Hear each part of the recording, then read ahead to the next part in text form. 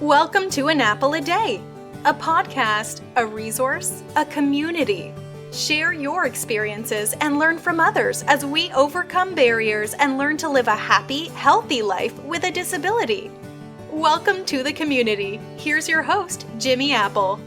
Welcome to another episode of An Apple a Day. I'm your host, Jimmy Apple. An Apple a Day is brought to you by www.famousapple.com. Famousapple.com is the home site for this podcast. So if you get a minute, go over there, check it out. And while you're tripping around the web, stop by our groups page at www.facebook.com/groups/disabled living. That's going to bring you to a page that says Living with a Disability. That's an Apple a Day page. And there you're going to meet some nice people from around the world. And they're having conversations, they're asking questions, they're answering questions. There's some poll questions on there. Go over there, check it out, have a good time. So how you feeling today, my friends? You feeling good? You feeling strong? You feeling better than you have been? Excellent. You can't ask for better than that. Hey, what about your doctor's appointments? Are you keeping your doctor's appointments? It's very important, especially now with this COVID-19 coming back for round 2, this coronavirus. This is no joke, my friends. This is absolutely no joke. Make sure you're keeping your doctor's appointments. Keep them virtually. As many as you can keep virtually, do it. The same thing with your rehab. Keep up with your rehab. It's very important. Keep your body strong. Get back what you lost. Don't lose any more. And if you have to have food brought into the house, have it delivered. Plenty of grocery stores are delivering. You got services like Peapod, ShopRite, Shop at Home. Call your local grocery store and see what they're delivering, who's delivering. Get it delivered to you. Try to avoid the public as much as you possibly can. And if you can't, masks. Wear your masks. Wear the latex gloves. Protect yourself. Wear eye protection. Protect yourself. We're breaking all kinds of records. There's hospitalization records. We got more people in the hospital than we did last May right now. Do you believe that? We have hospital shortages, hospital space shortages. People are in parking lots. It's ridiculous. And people will still tell you COVID's a hoax. You know what? We need something positive. And I got something positive for you today.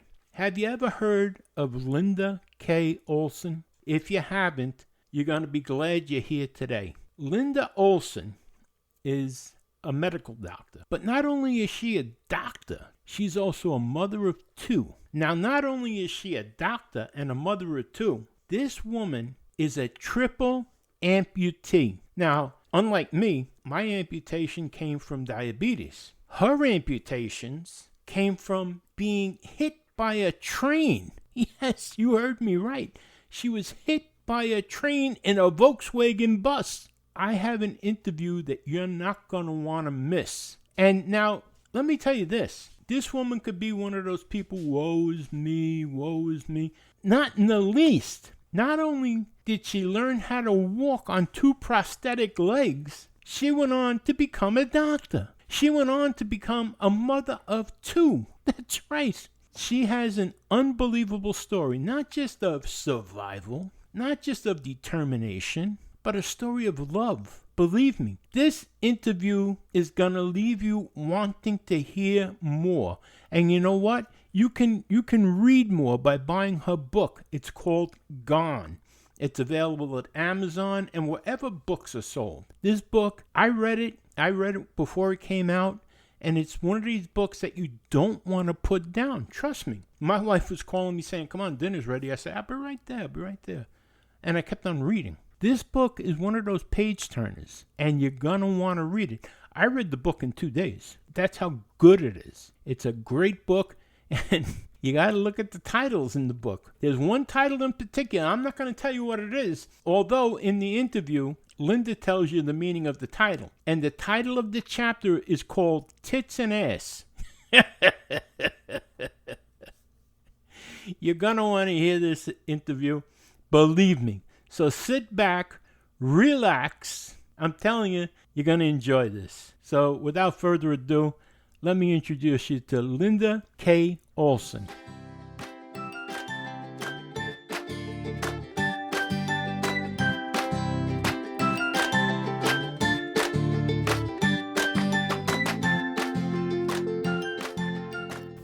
after the accident and after the surgery, I spent a few dark hours in the ICU there in that hospital by myself. In fact, there were no other patients in there, as I recall.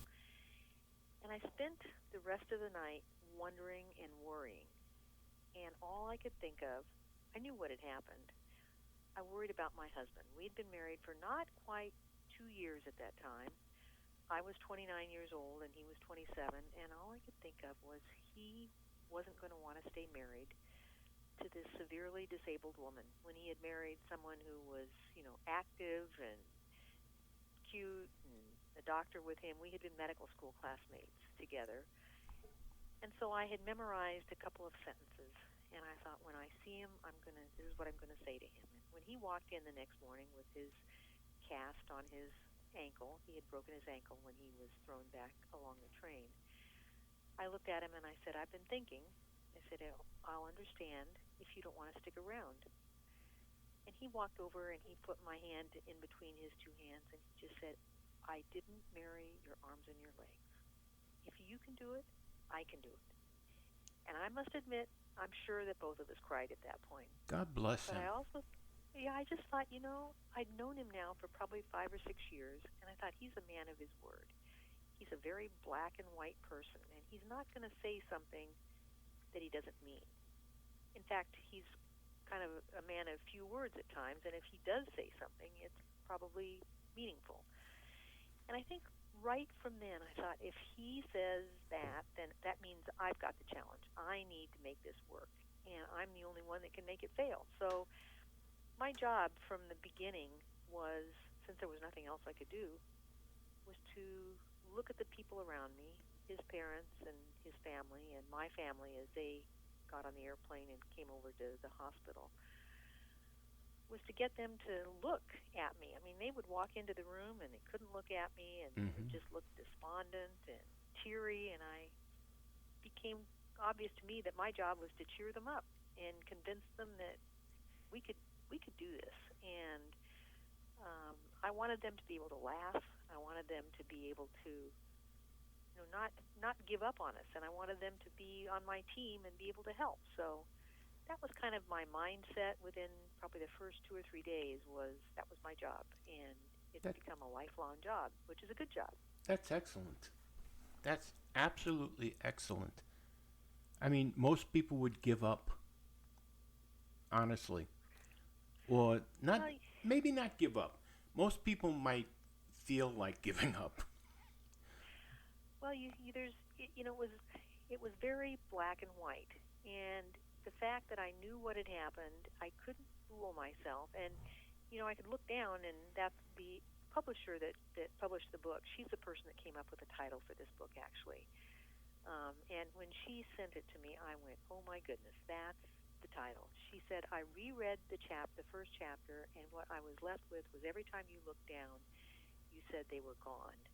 And that's exactly right. And it was such a definite place to be. They weren't going to grow back. I had no choice but to start learning how to do things with the hand that I had left, which was now my non-dominant left hand. That was my next question. Yeah, which one did I prefer originally? Oh, I would have preferred my right. Right. But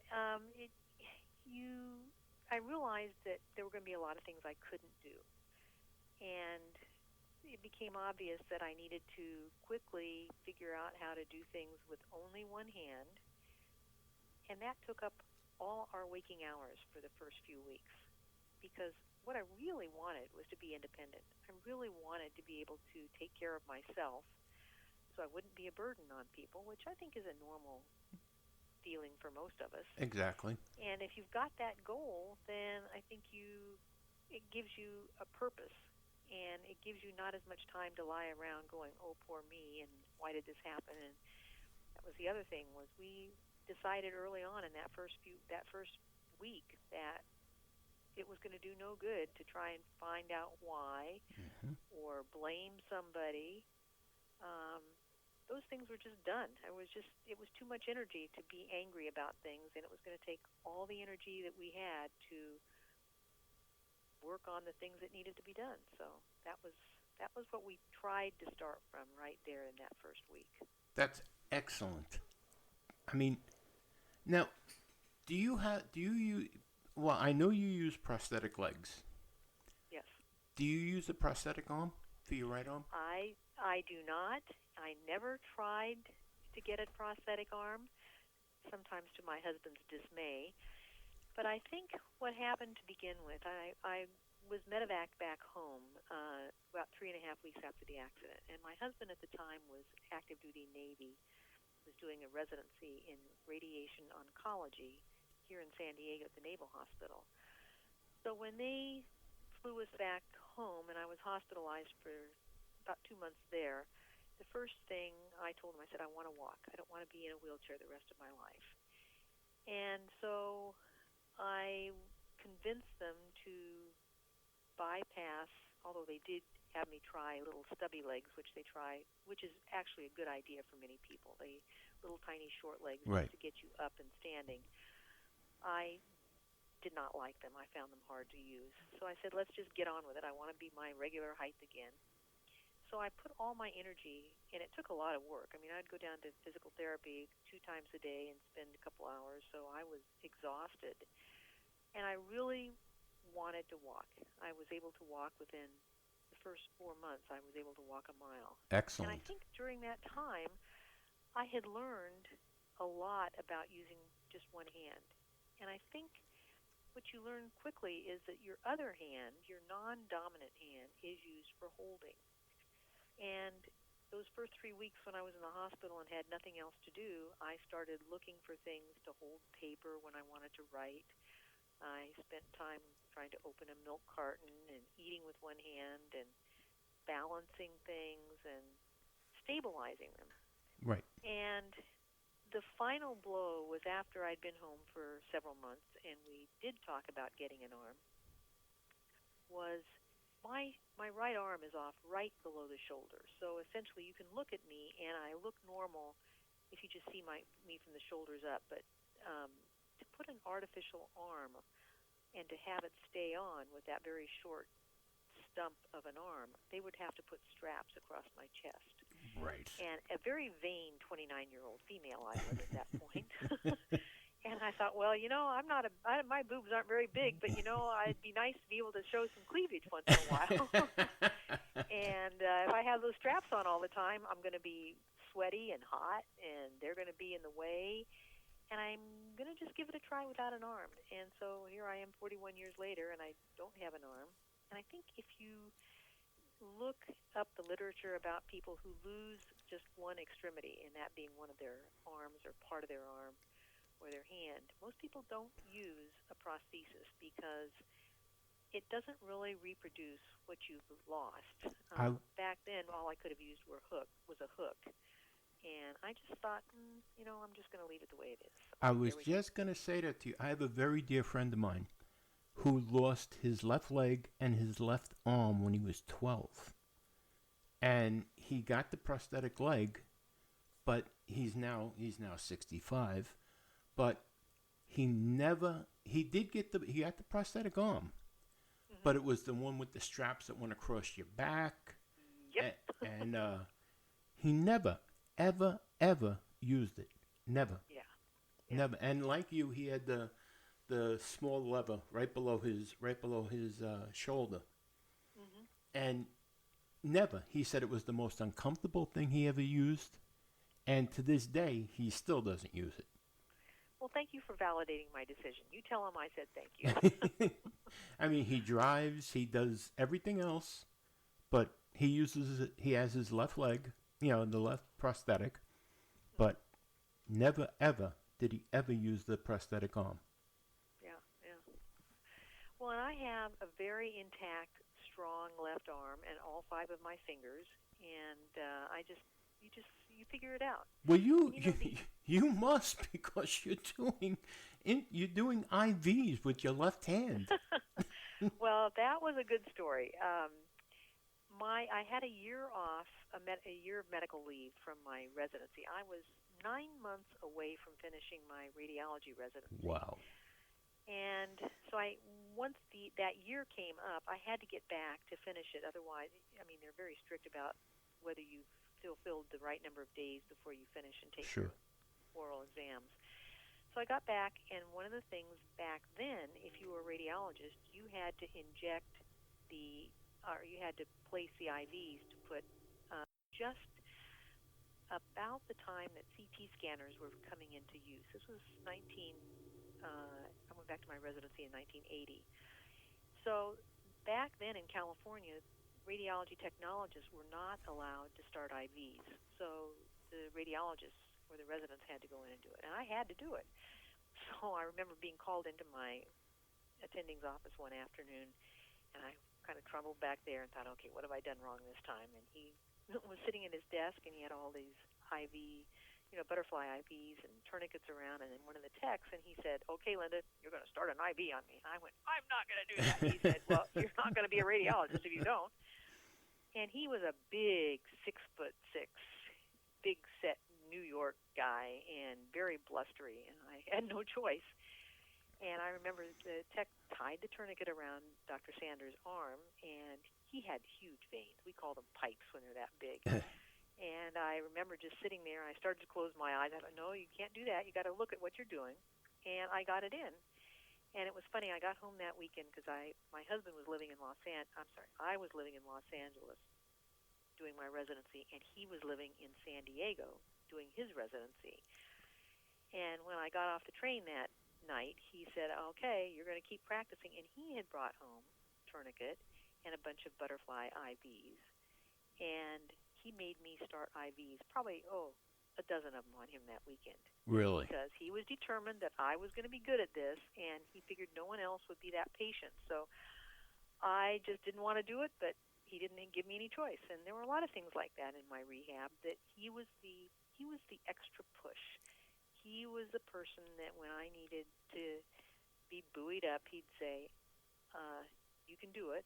And he reminds me that there were many times that I would get up and say, do I really have to do this? And he would say, yep, you've got to do it. So, it was a team effort, and that was one of the big reasons I wanted to write the book, was because this wasn't just me. This was, sure, I had a lot of get up and go, and I was a pretty upbeat person, but, and I'm sure I would have done okay, but I would never have had the amazing opportunities that I had for a career and a family and travel if it hadn't been the two of us. So, yeah.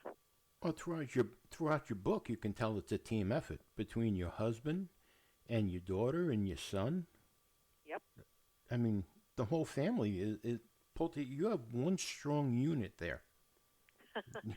Well, it's interesting because the kids were both born after the accident, and in fact, you'll pick up a little of this as you read the book. Mm-hmm. I wasn't planning on this, but we went back to Germany to visit Dave's parents 9 months after the accident. And, by the way, I got pregnant on that trip. That was a productive trip. Yeah, my husband said he thought that was a good idea. I wasn't sure it was. Cause I really was worried that bringing children into a family with such a severely disabled mom would be, a recipe for disaster, and angry children that would be, fighting the perception or embarrassed about their mom and dad. And I'm sure there were, like any kids, my husband said, when they turned 16, they're going to think we're dinosaurs anyway. Of course. But it's interesting, and this is not in the book, but when our granddaughter was born, and this was when our daughter was 25 years old, we'd had a baby shower down here in San Diego, and everybody had gone home, and there were maybe 8 or 9 people still sitting around, and I was holding Sierra, who's my granddaughter, in my arm, cradling her in my left arm, and I was sitting in the wheelchair, and I looked at Tiffany and I said, does this make you nervous? Do you think I'm going to drop your baby? She looked at me and said, well, I don't think so. And there was a moment of silence, and we kind of looked around the room, and I don't remember if she said it or I said it, but I think it was her. She said, it just isn't an issue.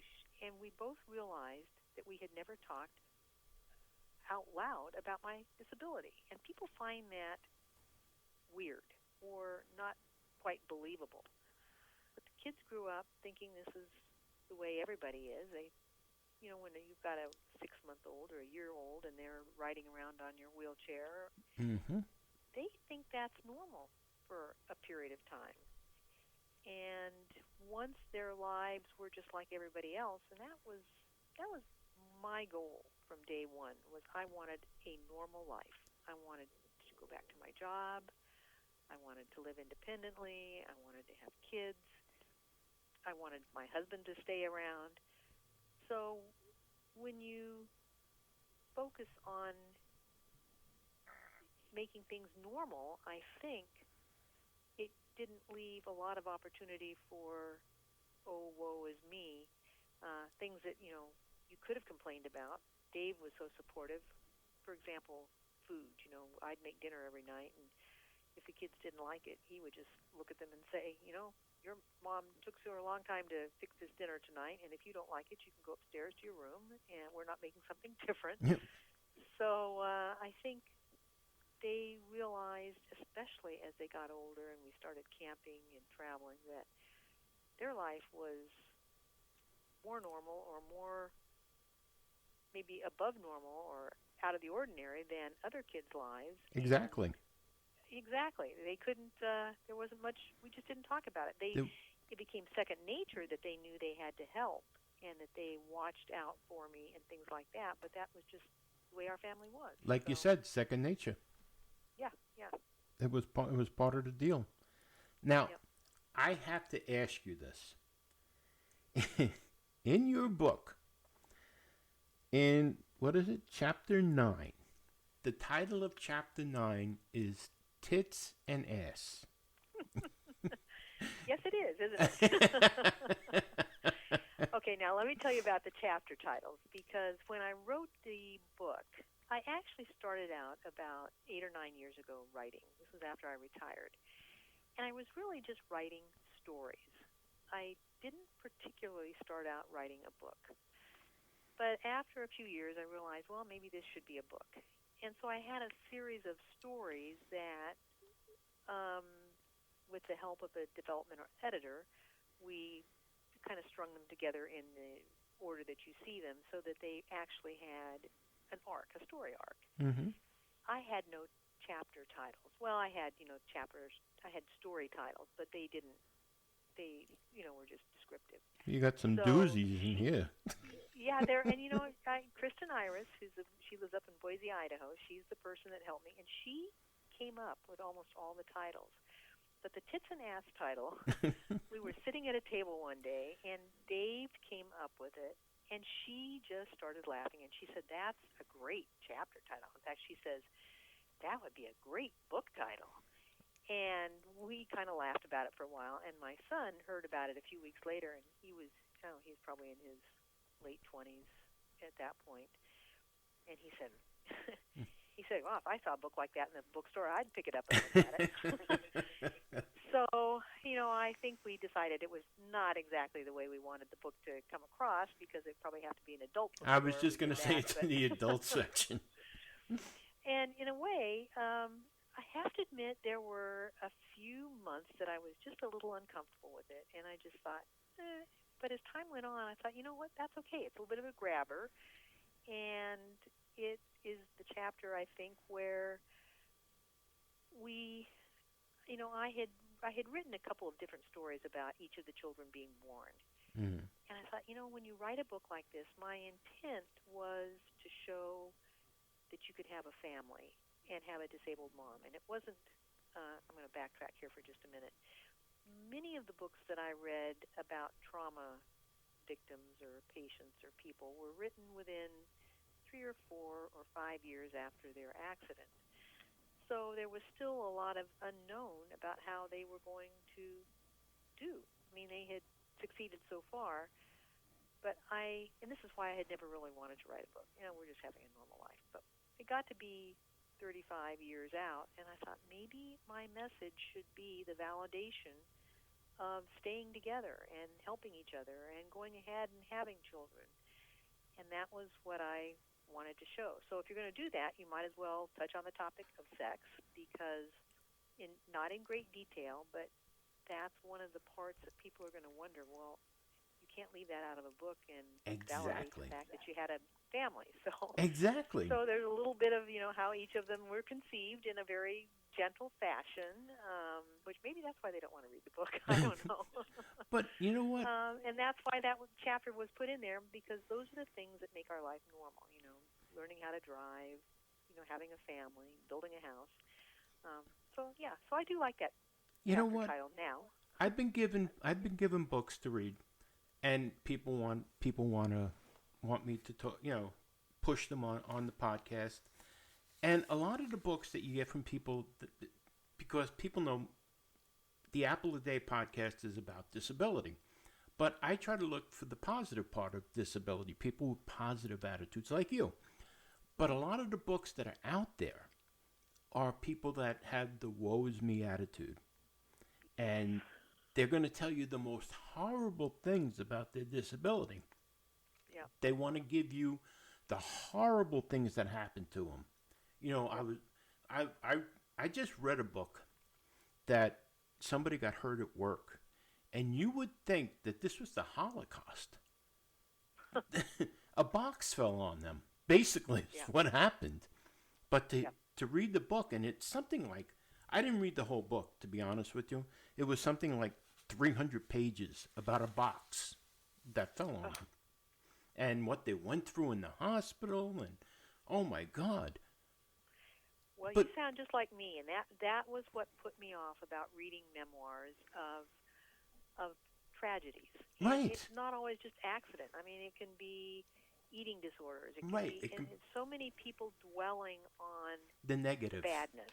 Exactly. And I thought, there's so much badness in the world, or horror, or sadness, that we need more of the.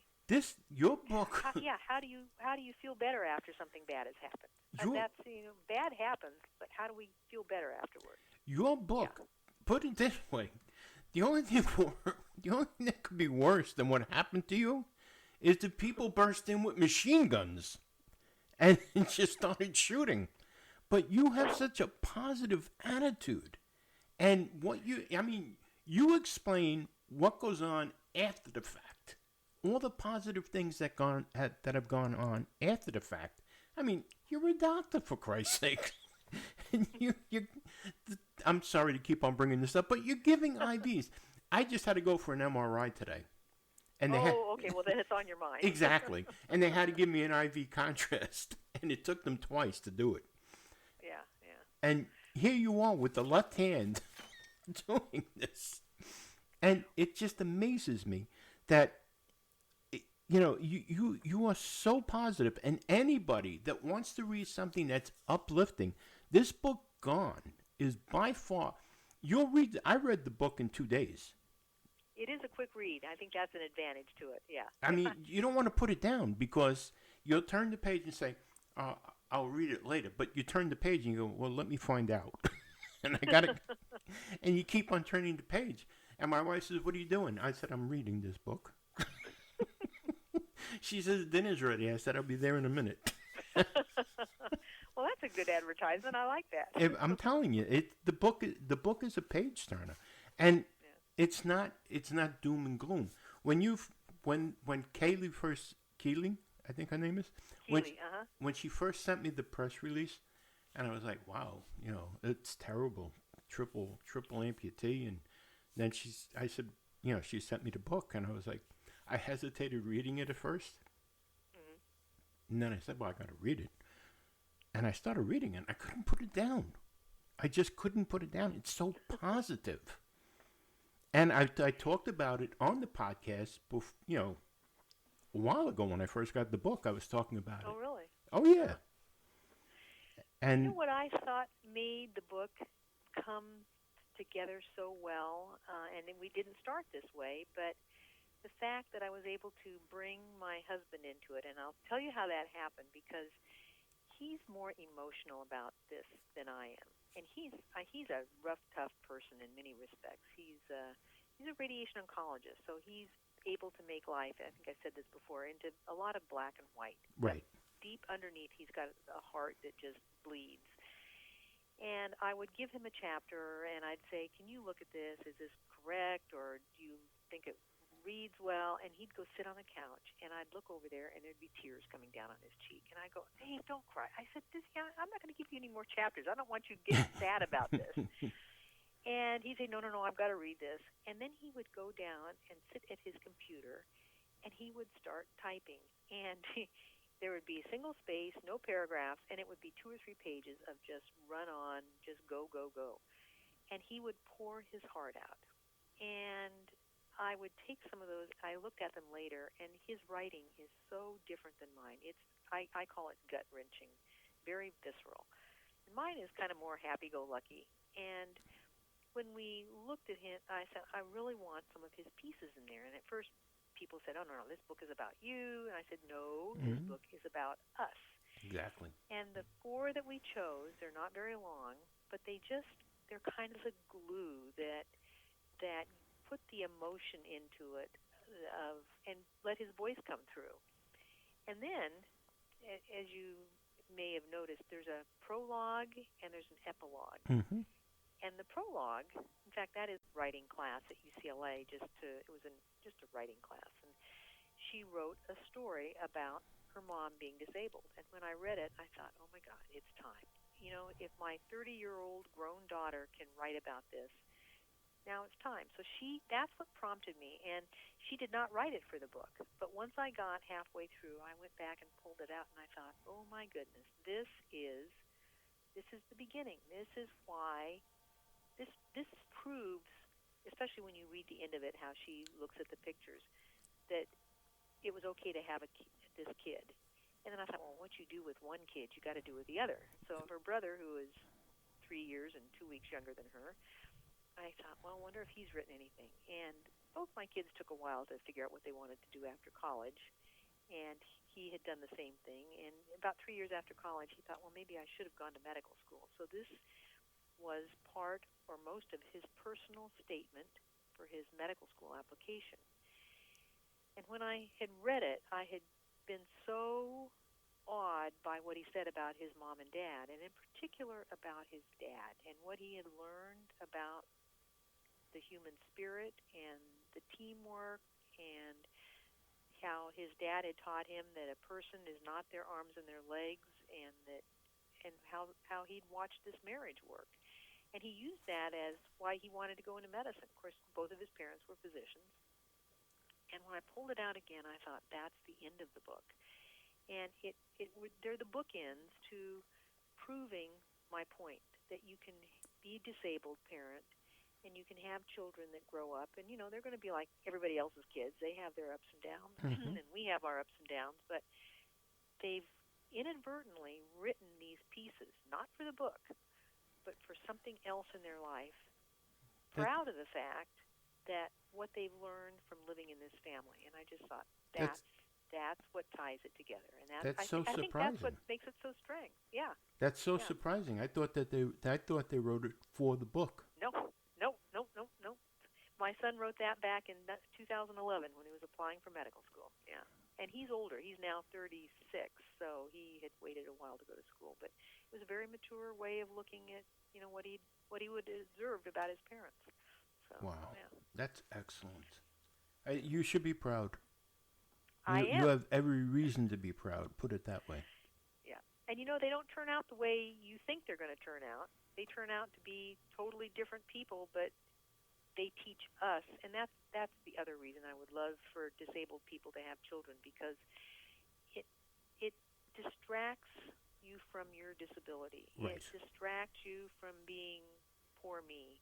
It gives you something else to focus on, and it teaches you. I mean, if you haven't, and I say this kindly, I don't know if you have children, but yes. I think having children is what finishes our personality and makes us become less self-centered and stuff. So I just think it's what finishes, gives us the all-around life. Yeah. It does. So I want people to do that. It does. It actually does. It gives you something to focus on besides yourself. Mm-hmm. Linda, I am, as I said, I can't help but repeating myself, I am in such awe of you. I mean, all your accomplishments. But all I wanted to do was be normal. And I just want a normal life. Isn't that what we all want? And, I mean, no notoriety. I didn't want notoriety. I just wanted to have. I and wanted that's to go how, to work, come home. Oh, and that's how you get it. When you don't want it, that's how you get it. Yeah. Yes. You know, the people that want it, those are the ones that try too hard. Yeah. And you're an inspiration.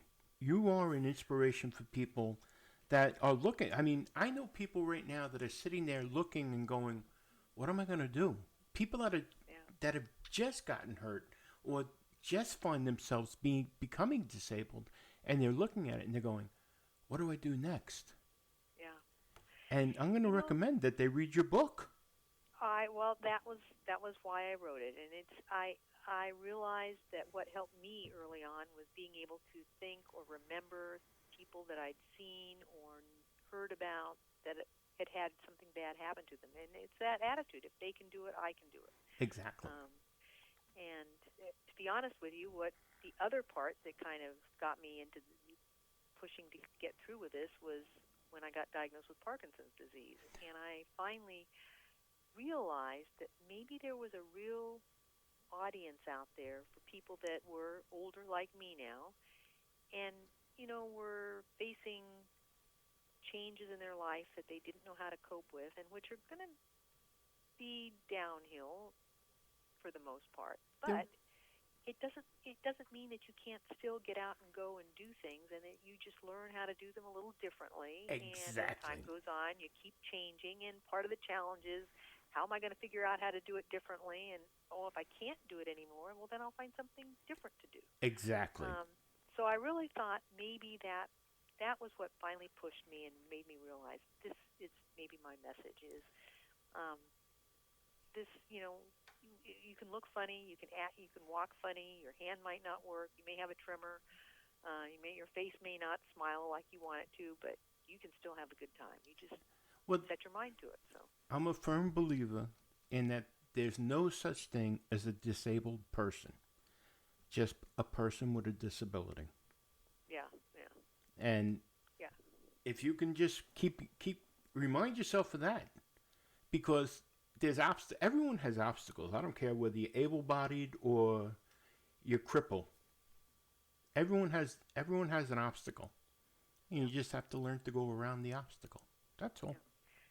Well, and I think my timing for this book having come out at the end of October, which is only about 6 weeks ago, is totally uncanny that we didn't think about at the time was COVID.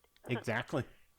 And I think all of us did pretty well for the first 3 or 4 months or 5 or 6 months. And I got to tell you, it got to the end of the summer and started into fall and Thanksgiving. And I don't care who you are, I think it's getting tough to cooperate, and it's getting tough to think there's a good reason to cooperate because it's just such a shitty thing. It is. I think people are starting to want something that will just cheer them up a little bit.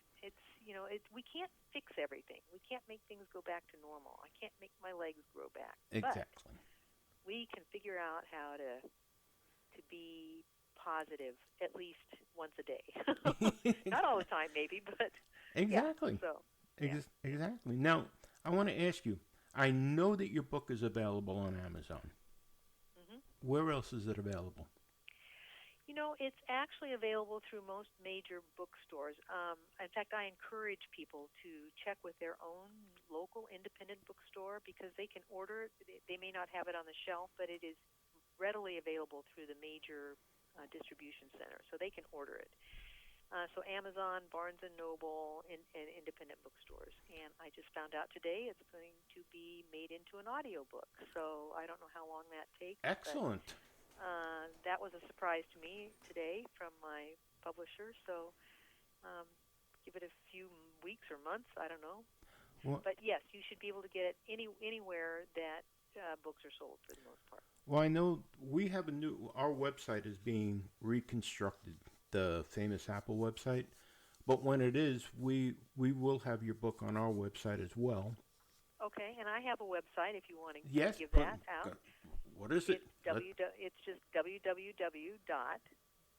And then it's just my name, no spaces, Linda, initial K, Olson. So I'll just spell that. It's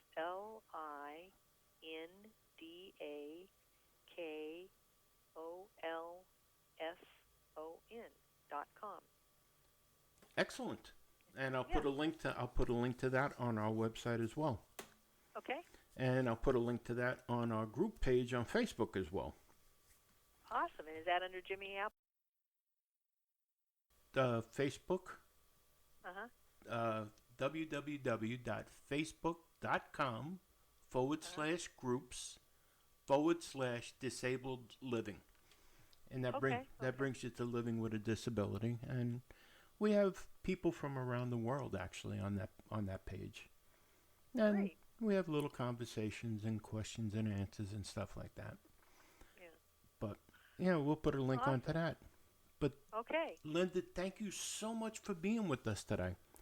I've been looking forward to talking with you.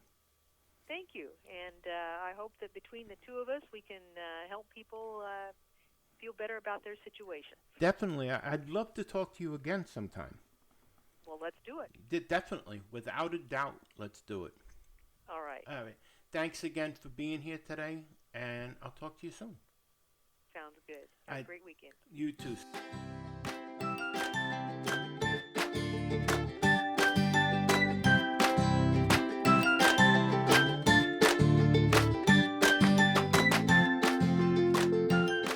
So what did I tell you about Linda Olson? Is she amazing or what? Here she is. She's a survivor. She's a doctor. She's a mother. She's a wife. She's a triple amputee. The woman is amazing. I'm in awe of this woman. But buy her book, because what you just heard is not the entire story. Buy her book, Gone. It's available on Amazon and wherever books are sold. The name of the book is Gone. And visit her website, www.lindakolson, that's all one word, LINDAKOLSON.com. Visit her website.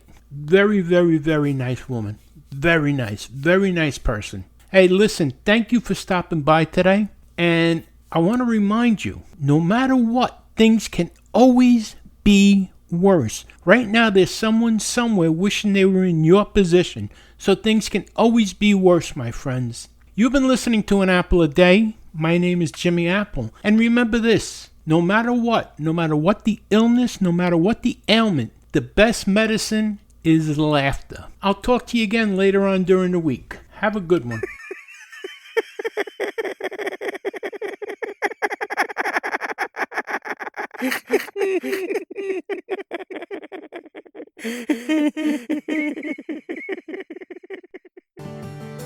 Thanks for listening to An Apple a Day with Jimmy Apple, your gateway to a happy, healthy life. Join our community at www.famousapple.com. See you next time.